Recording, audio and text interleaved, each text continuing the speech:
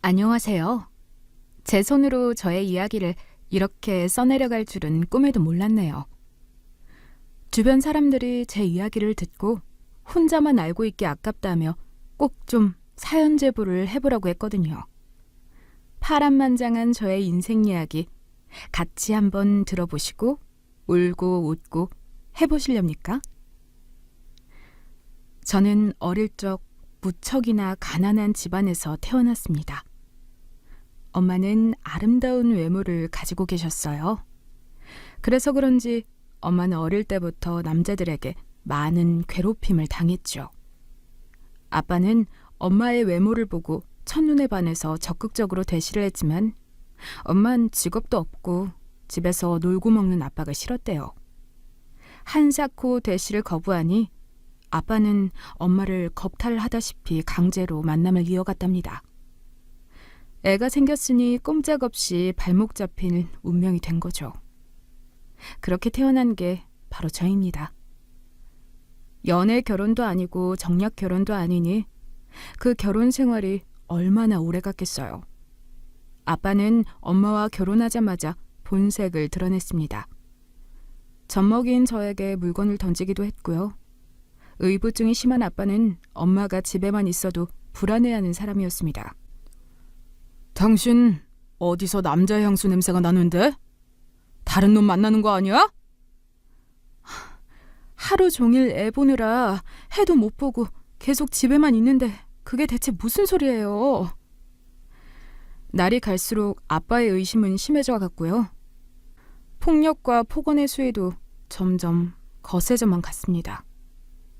그러다가 이대로 가다간 죽겠다 싶었던 건지 엄만 제 손을 잡고 도망쳤어요. 전주에 사는 이모 집에 피신을 간 거죠.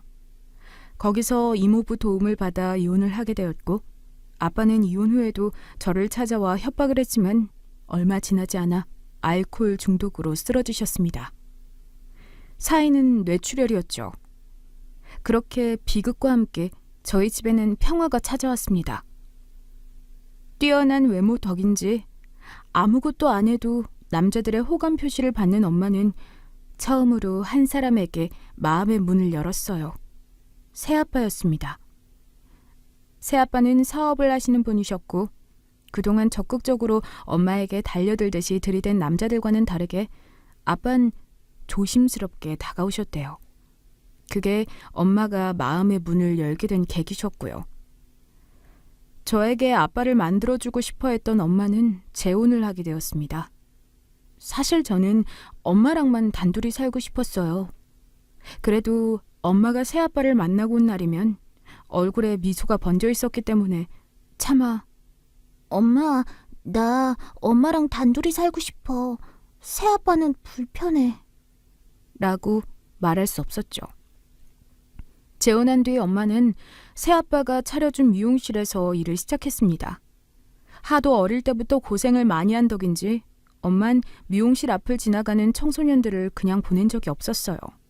항상 밥이나 간식거리라도 입에 넣어주시고는 했죠. 어느새 저희 미용실은 가정에서 버림받거나 폭력을 당하는 아이들의 대피소가 되어 있었답니다. 그때 저는 기억나는 한 오빠가 있어요. 온몸이 밀가루처럼 새하얀데 가정폭력을 당해서 맨날 입술에 피멍이 들어있었죠. 엄마는 가게에서 아이들에게 밥 먹이는 게 유일한 낙이었답니다. 그래서 그 오빠한테도 항상 밥을 차려주셨고 특히나 마음 아파하셨습니다. 그렇게 살던 어느 날 저희 집에 조폭들이 들이닥쳤죠. 그야말로 드라마에서나 보던 한 장면 같았어요. 셔츠를 풀어헤친 아저씨들이 엄마가 손님 머리를 자르는데 옆에 있는 의자에 탁 앉았습니다. 그리고서는 아줌마 언제 돈 갚을래? 말을 내뱉더라고요. 깜짝 놀랐죠. 무슨 돈이냐며 엄마가 되물으니 그제서야 저와 엄마는 새아빠의 실체를 알게 된 거였습니다. 엄마에게 한없이 자상하고 착했던 새아빠는 알고 보니 엄마 명의로 이곳저곳에 돈을 빌리러 다니는 사기꾼이었죠. 엄마에게 선심을 쓰듯 차려주었던 미용실도 다 빚더미의 가짜였고요. 출장 갔다 온다고 며칠 내내 집에 안 들어왔던 아빠는 알고 보니 저희 몰래 도망간 거였어요. 그 뒤로 매일같이 조폭들이 찾아와 네 남편 어디 갔어? 숨기지 말고 당장 말해. 안 그러면 네 딸도 내 손에 죽는 줄 알아. 남의 돈 떼어먹고 두 발 뻗고 잘 수 있을 거라고 생각한 거 아니지? 쌍욕과 함께 엄마와 제 뺨을 막 때리고 난리도 아니었어요. 맞다. 결국 더 이상 참지 못한 저는 엄마 손을 잡고 함께 야반도주를 하게 되었습니다. 인생의 암흑길이었어요. 몇 시간 동안의 폭행은 물론 한평생 읽어놓은 미용도구와 동네 친구들도 전부 다 그곳에 두고 와야 했으니까요. 그런데 웃긴 건 뭔지 아세요? 저는 오히려 기뻤답니다. 그 비극이요. 왜냐하면 새아빠가 제 곁에 없었어요. 사실 이건 정말 지금도 말하기 힘든 아픈 기억인데 매일 밤마다 새아빠는 제가 자는 곳으로 들어와서 제 몸을 만지시고는 했어요. 그리고는 아침에는 모른 척 하셨죠. 엄마 때문에 말도 못했던 저는 그 고통스럽고 수치스러운 순간들을 가슴속에 눌러 담을 수밖에 없었습니다. 언제 이 지옥이 끝나나 그냥 죽고 싶다고만 생각했던 제가 오히려 절 괴롭히는 조폭들 덕분에 그 악마의 소나기에서 빠져나올 수 있었고 결국에는 눈물로 피해 사실을 엄마에게 고백했어요. 엄마는 저와 함께 펑펑 울면서 엄마 때문에 정말 미안하다. 내 욕심 채우려고 널 고통스럽게 만든 거야. 딸아, 미안하다. 사과하셨습니다. 사실 엄마가 사과하실 일은 아니죠. 새아빠의 잘못이었으니까요. 여튼 저는 새로 이사간 동네에서 새 사람이 되었어요. 저도 엄마도 조폭의 눈을 피하고 싶었기에 개명도 했고요. 완전히 다른 사람처럼 행동하게 되었답니다. 저희 모녀에게 그 미용실 동네의 기억은 전부 트라우마로 남았고 서로를 위해 입에 올리지도 않았어요. 다만 저와 엄마는 그 동네에 여전히 살고 있는 형편이 힘든 청소년들과 밀가루처럼 하였던 오빠가 눈에 밟힐 뿐이었죠. 그렇게 기억을 지워버린 저는 다시 열심히 공부를 시작했어요. 지금이야 시대가 바뀌어서 공부 열심히 안 해도 잘 먹고 잘 살 수 있었지만 제가 어릴 때만 해도 안 그랬거든요. 명문대 가서 대기업 들어가는 게 유일하게 보장된 성공의 길이었습니다. 하지만 저는 공부머리가 없었어요. 아무리 공부를 열심히 해도 똑똑한 애들은 이기지 못하겠더라고요. 게다가 대학에 입학해서도 엄청나게 비싼 학비도 큰 고민거리였죠. 그래서 결국 저는 대학 진학을 포기하고 골프장 캐디로서의 길을 걷게 되었습니다. 여자 고졸이 할 수 있는 가장 돈이 되는 일이었기 때문이었죠. 돈은 참 많이 벌었어요. 일반 알바를 한다면 손에 넣을 수 없는 돈이 통장에 턱턱 꽂혔으니까요. 그런데 마음에 병이 오기 시작하더라고요. 각종 손님들을 상대하다 보니까 어릴 때 가지고 있었던 남자에 대한 트라우마, 아빠와 조폭에 대한 안 좋은 기억들이 올라온 겁니다. 앞에서는 방긋방긋 웃고 숙소에 들어가서는 정신과 약을 입에 털어넣으며 느끼한 속을 개워내기 일쑤였죠. 그렇게 한 몇 년을 지내다 보니 얼굴이 푸석해졌고 그늘이 지기 시작했습니다. 그 무렵 그곳에서 함께 일하던 언니가 제안을 했어요. 요즘 네일아트 샵이 그렇게 잘 된대. 우리도 언제까지 여기서 웃음 팔며 건강 팔며 있을 수는 없잖아. 손님들 진상 받아내는 것도 지겹고 나가서 우리 기술 배워서 같이 장사하자.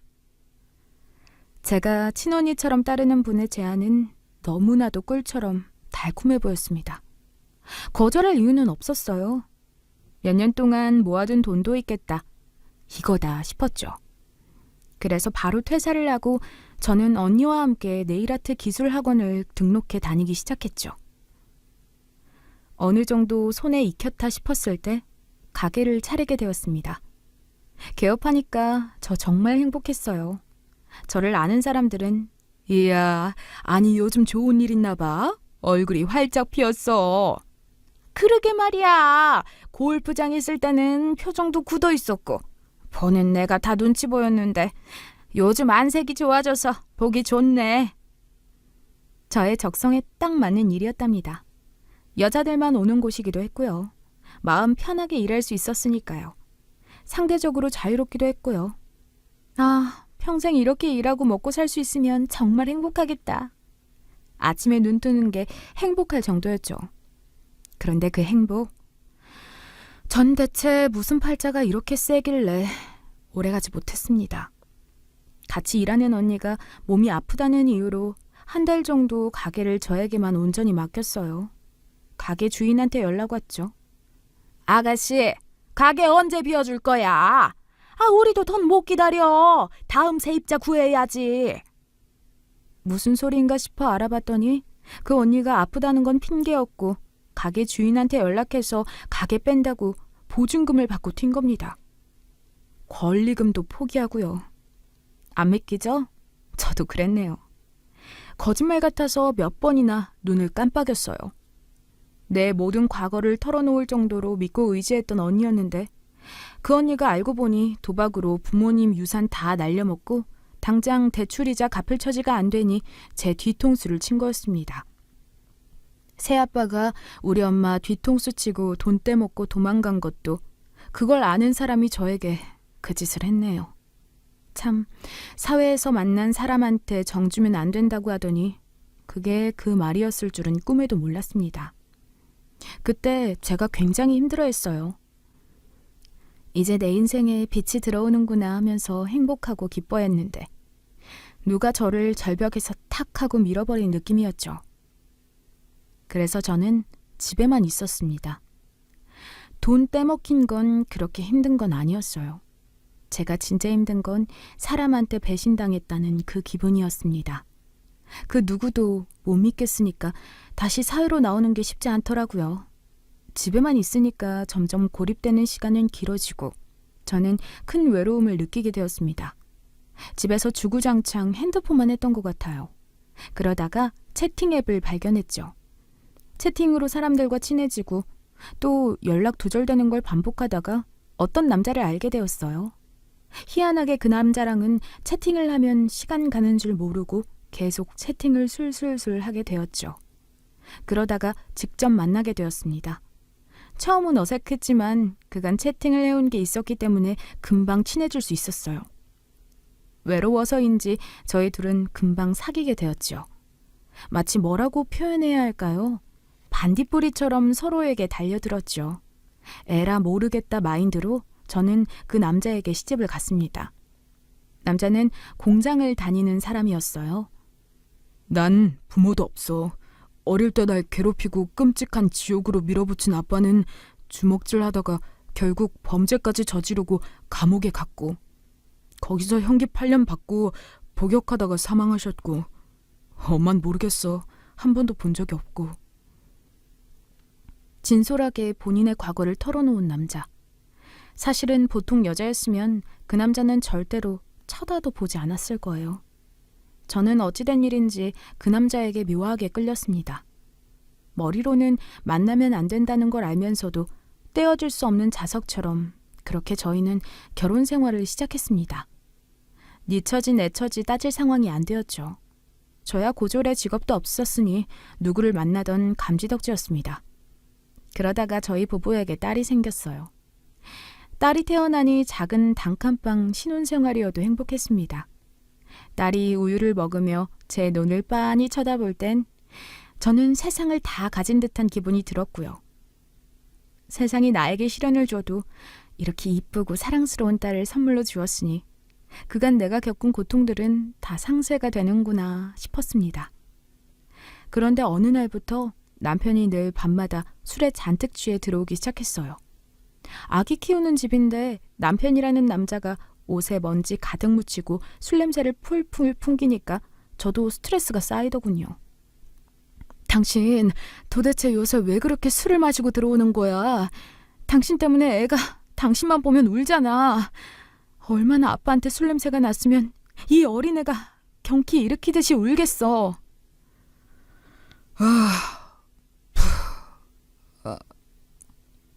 연신 술에 취해 지 몸을 못 가누고 거친 숨만 내쉬는 남편이었습니다.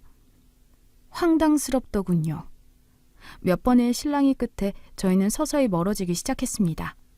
저는 거실에서 아기랑 함께 잤고 남편은 창고로 쓰이는 작은 다락방 같은 곳에서 몸을 뉘어 잠을 잤죠.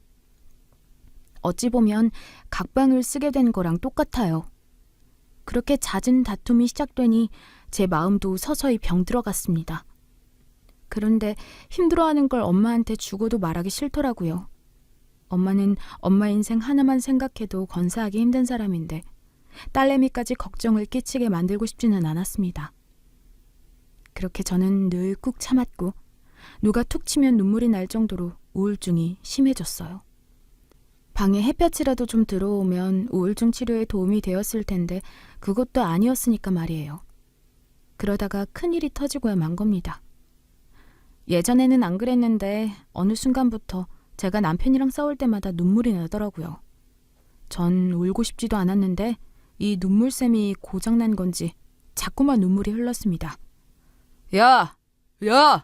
너 눈물 흘리면 다 되는 줄 알아? 이래서 여자들이 문제라니까. 나 너 눈물 보는 거 지겨워. 너랑 싸우다가 꼭 너는 울고 나만 나쁜 놈 되는 거 같잖아. 아, 진짜 지겹다 지겨워. 왜 그러는 거냐? 당신은 아내가 우는데 꼭 말을 그렇게 해야 해? 나야말로 당신이 지겨워. 공장 다니면서 언제 한번 월급이라도 나한테 따박따박 준 적이 있어? 애한테 떳떳한 아빠가 되기를 했어. 아내한테 사랑꾼 남편이 돼보기를 했어. 내가 도대체 전생에 무슨 죄를 지었길래 이렇게 고통스럽게 살아야 하는 건지 뭐. 딱! 제 말이 끝나기 무섭게 남편의 손이 제 귓가에 날아왔습니다. 술에 취해 이성의 끈을 놓아버린 남편은 제 귓사다구를 때린 거였어요. 위에 써놨다시피 저는 제 몸을 건드는 남자에 대한 엄청난 트라우마가 있어요. 그 순간만큼은 정말 사시나무 떨듯이 모든 게 두려웠습니다. 애를 데리고 바로 집 밖으로 뛰쳐나왔습니다. 엄마 집으로 도망쳤어요. 너 이 시간에 애 데리고 무슨 일이야? 얼굴은 또 왜 이렇고, 어? 엄마는 제 얼굴을 감싸 안았습니다. 저는 아무 말도 못하고 그냥 품에 안겨 펑펑 울었네요. 그때 애한테 왜 그렇게 미안한지, 엄마의 슬프고 한맺힌 감정이 다 전달되는 것 같아서 아기한테 너무나도 못할 짓을 지은 것 같았습니다. 엄마는 눈물 끝에 제가 하게 된 이야기를 듣고 이혼하라고 말씀하셨어요. 엄마가 사실은 너 걱정 많이 했어. 딸은 엄마 팔자 닮는다고. 너가 그렇게 결혼 급하게 진행하더니 그래도 잘 사는 줄 알았는데 참, 남자한테 시달리지 말고 그냥 이혼하고 엄마 집으로 들어와. 남편과 이혼을 결심했습니다. 이혼 준비 중에 충격적인 사실을 알게 되었어요. 알고 보니 남편이 공장 사람들이랑 일 끝나고 도박을 한 모양이더라고요. 아무래도 그 공장 일이 힘들다 보니까 사람들이 음지에서 많이 놀거든요. 여자 나오는 술집을 간다거나 도박을 한다거나 등등이요. 검묵자흑이라고 검은 데 있으면 사람이 검어진다고 하잖아요. 제 남편도 마찬가지였죠. 일 끝나고 옆에 있는 하우스 도박장으로 들어가서 스트레스 푼다고 게임 몇 판 한 게 중독의 화근이 되었고 월세 보증금까지 다 날려먹을 정도였던 겁니다. 그래서 보증금 날려먹은 덕에 다음 달이면 거리로 내쫓길 처지였던 거예요. 자존심 때문에 남편은 저에게 그 말을 하지도 못했고요. 그래서 자기 속에 화가 쌓이다 보니 조금만 건드려도 보고처럼 부풀어 올라 결국엔 저를 때리기까지 한 거였습니다. 아내 때리는 남자를 누가 데리고 살겠어요. 그래서 이혼 결심한 거였죠. 그런데 슬픈 게 이혼하는데도 돈이 필요하던데요. 많이요. 변호사도 구해야 하고요. 시간과 노력이 많이 들어가는 일이었습니다. 변호사 비용이라도 구해보고자 저는 먹고 살 길을 찾아야 했어요. 애 때문에 어디 취업하기도 힘들었고요. 결국 제가 택한 건 동대문에서 옷을 떼와서 파는 일이었습니다. 밤에 할머니랑 애가 자고 있을 때 저는 슬그머니 나가서 동대문 새벽시장을 뒤졌어요. 거기서 이쁘고 재질 탄탄한 옷들을 2개에서 3개씩 사입해온 거죠. 아니다, 판 것도 아니네요. 그냥 인터넷에 올려서 저렴하게 가져갈 사람들을 구했습니다. 마침 얼마 남기지도 않았어요. 몇천 원 남겼거든요. 그런데 그게 맘카페에서 소문이 쫙 난 거예요. 아무래도 애엄마들이 아기 키우면서 옷 사입히고 그런 게 힘들잖아요. 제가 장사하던 때만 해도 인터넷으로 그렇게 옷 올려서 파는 사람들도 많지도 않았고요. 그러다 보니까 금방 제가 알려지기 시작한 거였습니다. 저에게는 둘도 없는 좋은 기회였고요. 맘카페에서 진솔하게 제 인생 이야기를 담은 글을 올리고 앞으로도 옷 계속 팔 거니까 많은 관심 달라고 하니 다들 마음이 아프다며 연민의 마음으로 제 옷을 하나씩 사주시기 시작했습니다. 그리고 어릴 때부터 저는 엄마 덕분인지 미감에 예민했어요.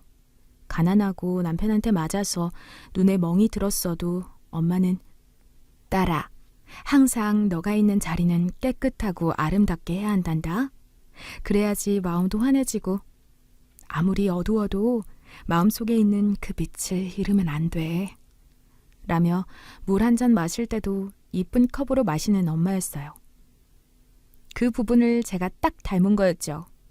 그래서 제가 네일아트나 예술이랑 미술 관련된 일에 적성이 잘 맞았나 봐요. 하여튼 간에 저는 그 장사 덕분에 3개월 만에 목돈을 손에 쥘 수 있게 되었습니다. 돈 2천만 원이 수중에 생겼죠. 누구는 비웃을 수 있는 돈일 수도 있겠지만 저에게는 너무나도 크고 정말 생명수 같은 금액이었습니다. 돈이 참 무서운 게 뭐냐면요. 돈이 생기니까 마음에 여유가 생기더라고요. 괜히 부자들이 더 착하고 성격이 좋다는 말이 나오는 게 아니었어요. 돈이 좀 꽂히니 엄마 머리에 있는 흰머리도 신경이 쓰이고 그 고운 얼굴이 마음고생한 덕에 많이 상한 것도 신경이 쓰였죠. 마침 몇 달 뒤 엄마의 환갑 생신이었습니다. 엄마, 못난 딸내미가 이번 생일만큼은 아주 크고 화려하게 해줄게. 알겠지? 아이고, 참 말만 들어도 고맙다. 근데 다 늙어서 환갑잔치 크게 해봤자 뭔 소용이 있겠니? 엄마는 그저 너가 엄마 곁에 있는 것만으로도 감사하니 엄마 신경은 쓰지 말고 그 돈으로 애기 옷 하나 더 사입혀라. 응? 그래도 저는 환갑잔치를 준비했어요. 엄마가 식당에서 일하시거든요. 그 식당이 연회장으로도 쓰였습니다. 저는 식당 주인분께 양해를 구했어요.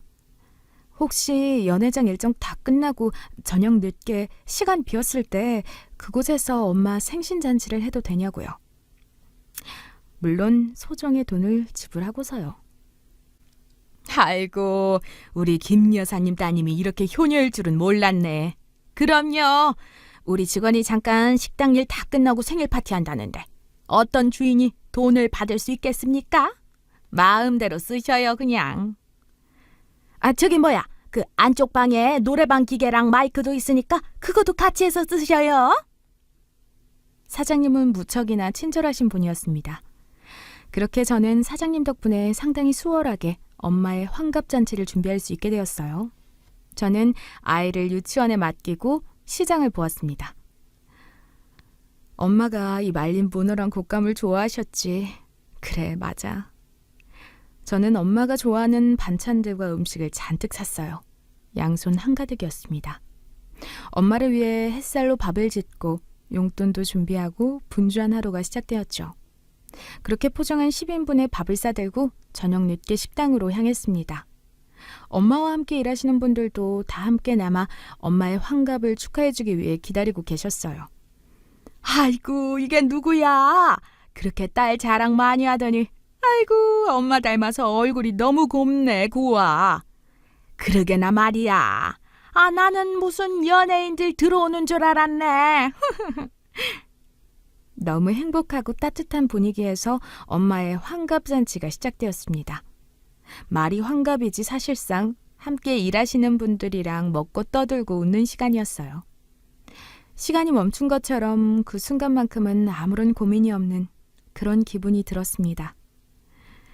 내가 말이요, 남편 복은 없어도 우리 딸 복은 아주 두둑하답니다. 이거 보세요. 우리 딸내미가 해온 음식들이요. 그러게 말이야. 남편 복보다 자식 복이 최고지.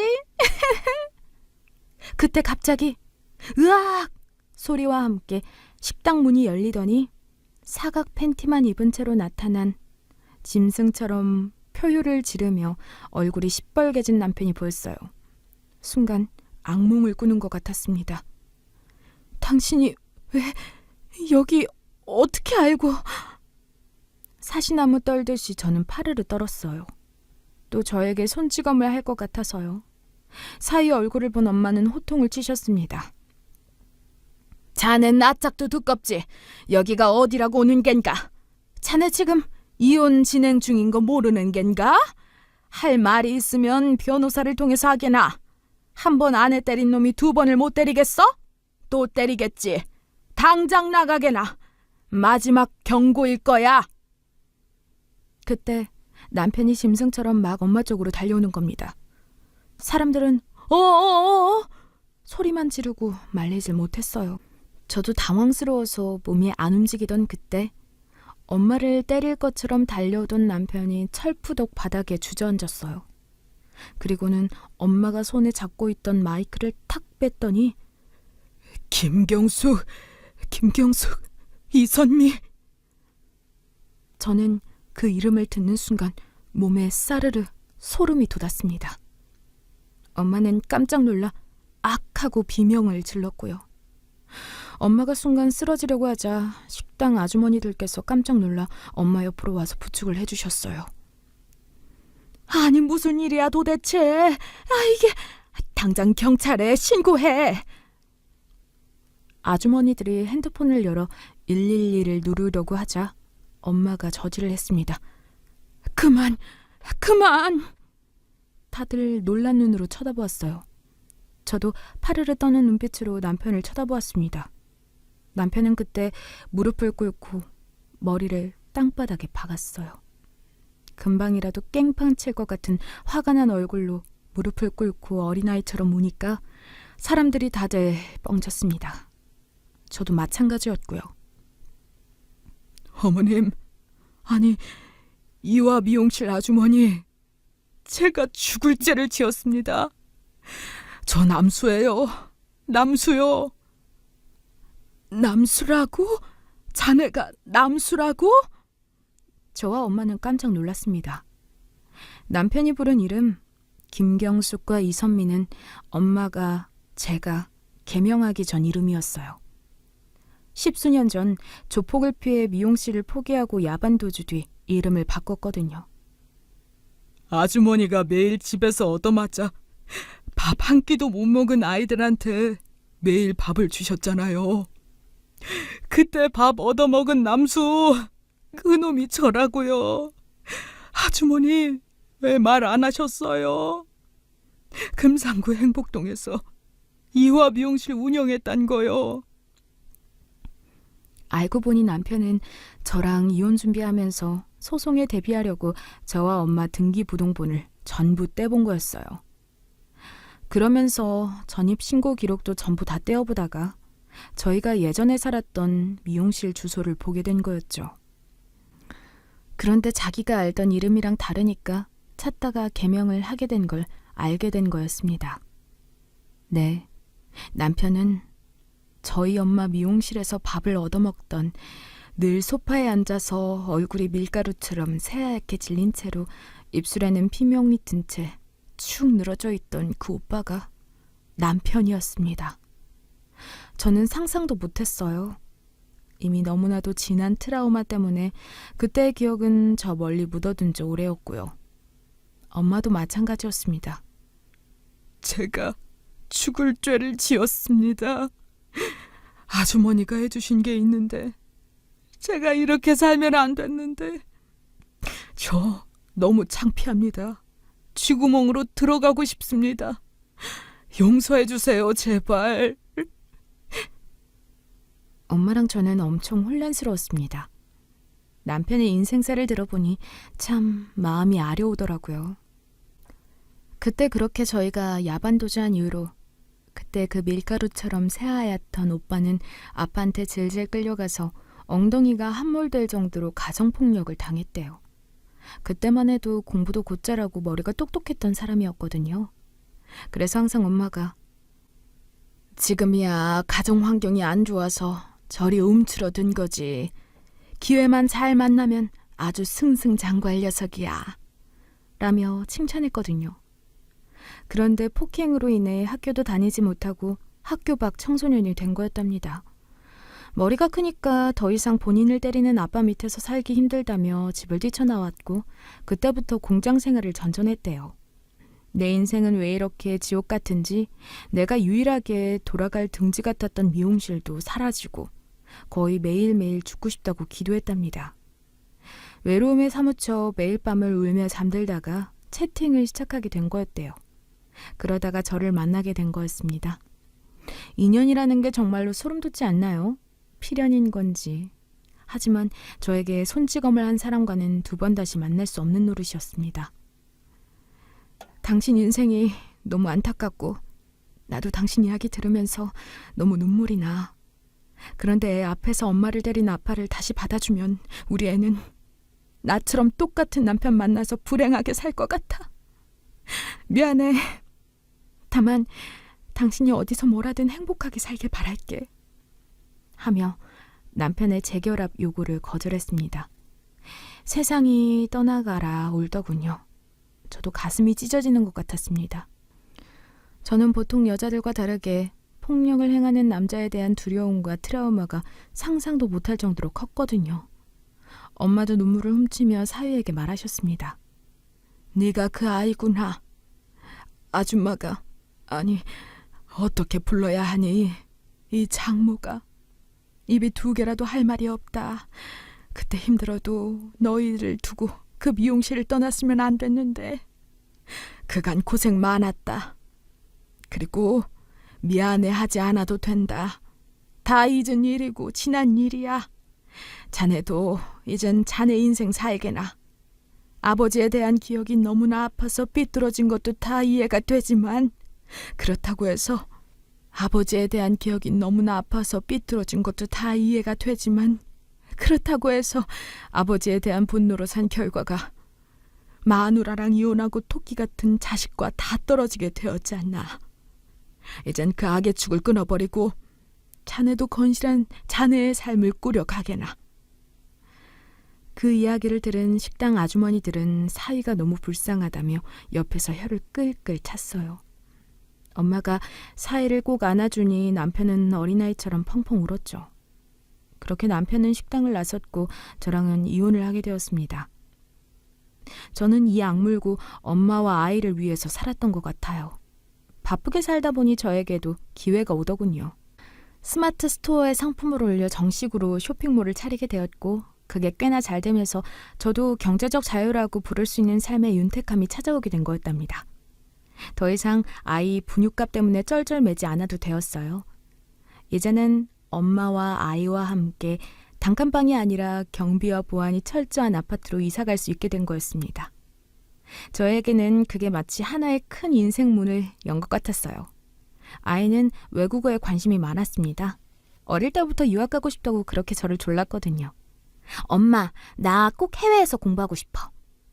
저는 가방끈도 짧고 못다한 공부에 대한 미련이 있었기 때문에 아이에 대해서 아낌없이 서포트를 해주고 싶었어요. 엄마가 해준 것도 없는데 아이가 혼자서 공부도 열심히 하니까 기특했죠. 그렇게 저는 애 유학 보내고 사업을 열심히 진행하였습니다. 그런데 인생이라는 게 늘 잘 되는 일만 있는 건 아니더라고요. 중국 유통사업이 활발해지면서 기존 다른 인터넷 쇼핑몰과는 경쟁에서 제가 밀린 겁니다. 비슷한 디자인이면 사람들은 당연히 더 싼 걸 구매했죠. 그러다 보니 자연스럽게 저희 가게도 적자가 시작되면서 더 이상 감당할 수 없는 지경에까지 오게 된 거였답니다. 엄마가 돈이 없으니 딸내미도 한국으로 다시 돌아왔어요. 다행히 학업을 다 마칠 때쯤 사업이 휘청거린 거라 학위는 따고 들어온 딸이었습니다. 그런데 그때 참 엄마가 뇌출혈로 쓰러지셨죠. 그러면서 크게 다치셨고 병원비가 어마어마하게 나오기 시작했습니다. 그간 모은 돈은 족족 딸내미 유학비로 다 써버렸고요. 한평생 고생만 하다가 말년에 아파서 병원에 누워있는 엄마를 보니 눈에서 눈물이 핑 돌더라고요. 엄마 미안해. 딸이 엄마 고생만 시키는 것 같네. 너무 미안해. 병원비도 없어서 제대로 된 치료도 못 받게 하고. 바보처럼 닭똥 같은 눈물만 뚝뚝 흘렀습니다. 그런데 그때 딸이 저를 조용히 불러내더라고요.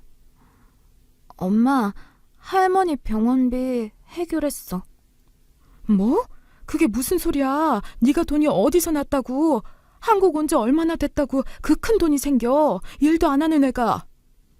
딸내미에게 큰 돈이 생긴 걸 수상하게 여긴 저는 어떻게 된 일이냐고 추궁을 했습니다. 그러자 실토를 하더라고요. 사실 나 할머니 아프시고 나서 아빠한테 연락했어. 10수년 전 이혼한 전 남편의 이름이 딸내미 입에서 나오니 저는 놀랐습니다. 전 남편과의 아픈 기억과 추억들 가슴속에 묻어두었거든요.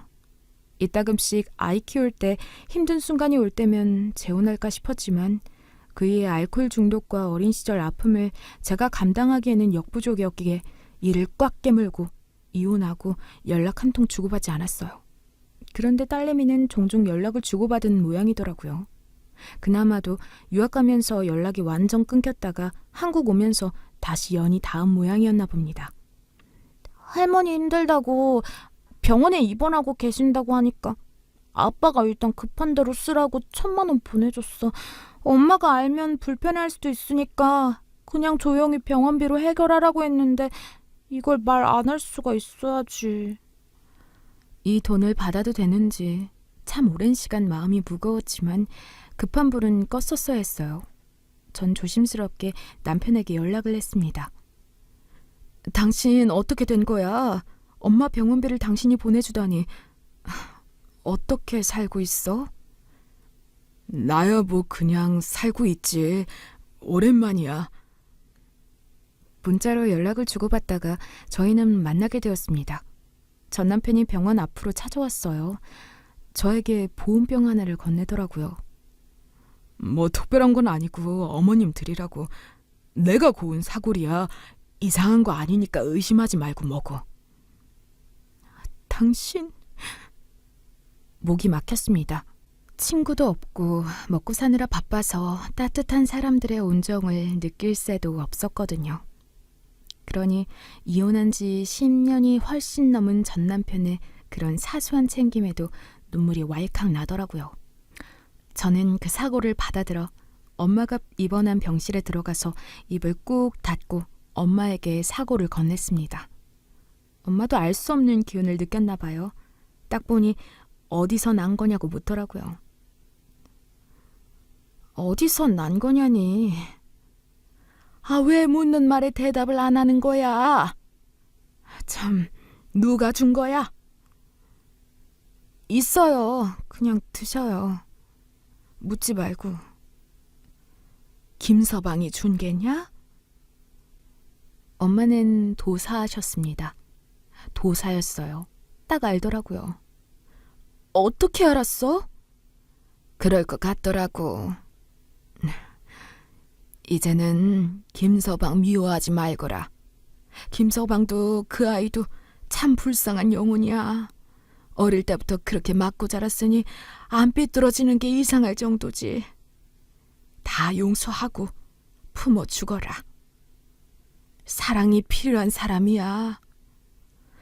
엄만 그렇게 전 남편이 만든 사골국을 한 그릇 다 드셨습니다.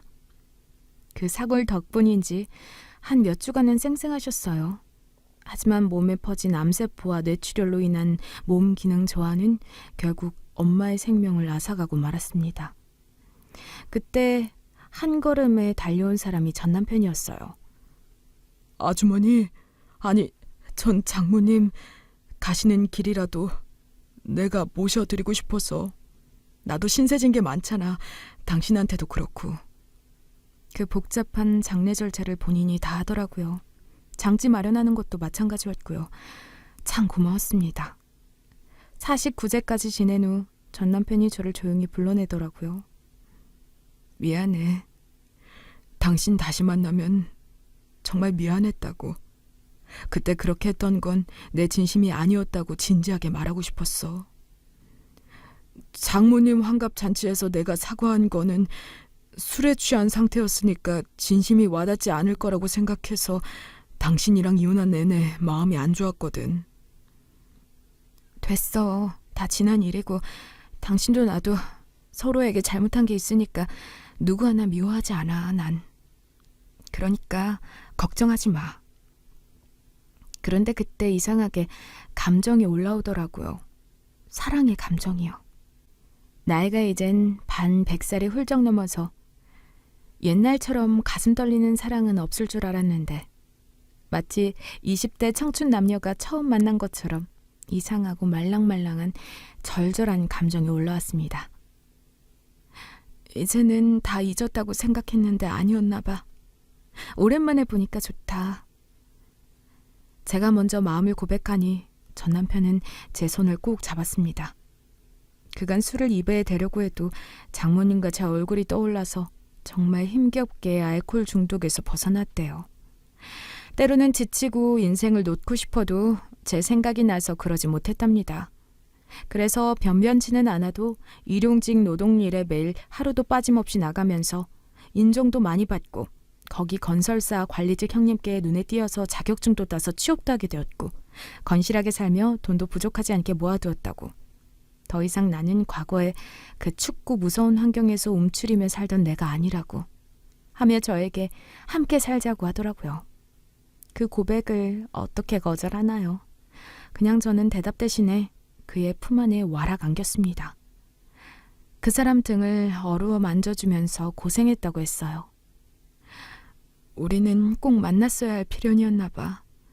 고마워, 사랑해, 그리고 미안해 하며 진한 포옹과 함께 그렇게 저희는 합가를 하게 되었습니다. 소식을 들은 딸은 무척이나 좋아했어요. 사실은 엄마에게 동반자가 생겼으면 좋겠다고 생각을 했었는데 부모님이 다시 재결합하니 딸도 엄청 행복해했고요. 나는 정말 엄마 아빠가 합쳐서 너무 행복해. 유학생활하면서 딱 하나 부러웠던 게 그런 게 있었다면 내 친구 부모님들은 자식들 다 키워놓고 본인들 하고 싶은 일 하면서 제2의 인생을 사는 게 너무 멋져 보였거든. 나도 마음이 너무 좋다. 불안정하고 힘들었던 지난 날들을 뒤로하고 저와 남편은 정말로 찐사랑을 서로에게 느끼며 부모님에게 충족받지 못했던 사랑의 결핍을 서로에게 충족시켜주며 사랑하고 있습니다. 남편은 전에 못 이룬 네일아트 샵의 꿈을 다시 펼쳐보라며 저에게 작은 샵도 마련해 주었어요. 정말 강남에 있는 크고 삐까뻔쩍한 곳은 아니어도 한적한 동네에 나만의 공간이 생긴다는 게 저에겐 얼마나 행복하고 기쁜 일인지 몰라요. 그렇게 저는 제가 하고 싶은 일을 요즘엔 마음껏 펼치면서 살고 있습니다.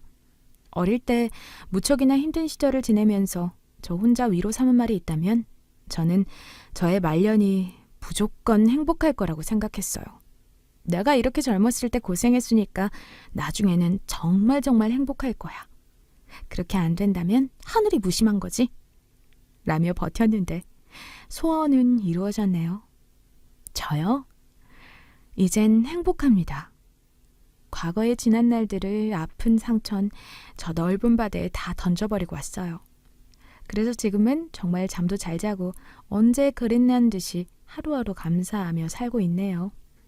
이 끝나지 않을 것 같은 고통스럽고 지옥 같던 가난하고 비참했던 나날들. 오늘 이렇게 많이 행복하려고 저에게 다가왔나 봅니다. 남편도 저도 서로를 필연이라 생각하며 죽는 날까지 서로만 바라보며 살려고 합니다. 참, 그래서 이 말 전해드리고 싶어요. 지금 가정 환경이 힘들고 아프고 상처받은 어린아이들과 그리고 그 어린아이가 아직 마음속에서 크지 못해 몸만 큰 어른들께 당신들은 사랑받을 자격이 충분히 있고 행복해질 수 있는 사람이라고 말씀드리고 싶습니다. 우리 모두 사랑받을 가치가 있어요. 그러니 삶에 대한 희망을 놓지 말고 끝까지 한번 잘 살아보자고요. 그럼 제 이야기를 끝까지 들어주셔서 감사합니다. 행복하자고요. 요즘 날이 더운데 더위 조심하시고 건강 잘 챙기세요. 감사합니다.